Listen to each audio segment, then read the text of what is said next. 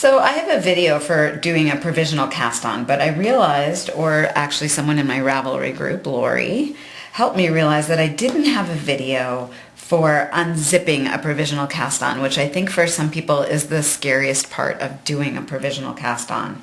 When you work a provisional cast on, the goal is to make it so you can rip out your scrap yarn and have live stitches to pick up later.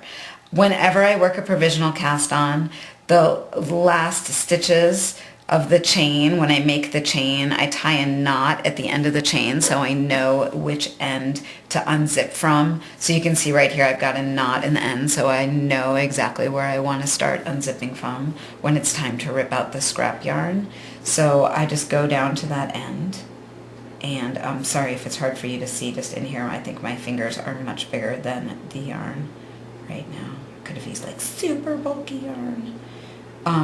So I'm pulling out that end with the knot in it, and then I am able to just unzip, just like the top of like a dog food bag, if you've ever seen those, the way you can just unzip them.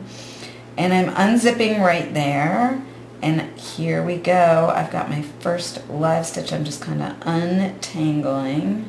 Of course it's being difficult because you're watching.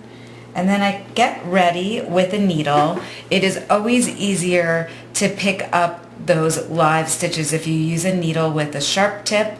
And if you're finding it to be difficult, maybe go in with a needle a few sizes smaller than you used for working the cast on, just to pick up those stitches. It's going to be easier to get them with the smaller needle with a sharp tip. I'm using the same size needle that I made these with, but they have a super sharp tip. So I've gone into that stitch right there that you can see that the provisional cast-on's holding onto from the back to the front so that it's oriented correctly on my needle. And then I'm just able to pop that scrap yarn out. So I've got that first stitch on, and now I'm going to get the next stitch. I find that it helps if I pinch the provisionally cast on loop right there and pull up so I can see the stitch underneath that I want to go into. And then I can rip that out, and there is that loop right there, and I'm pulling up again so I can see the stitch going in from the back to the front and pulling out. So you just go across like that, pulling up to open up the stitch.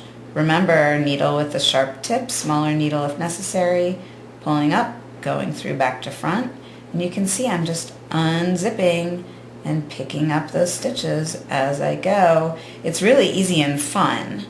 When you get to the end, you might find that you are shy one stitch. This happens often. If it does happen, just go ahead and pick one up along the edge. It's going to be fine. No one's going to know. There's no knitting police out there. So you might have a make it work moment and then make it work. All right? That is how to unzip a provisional cast on.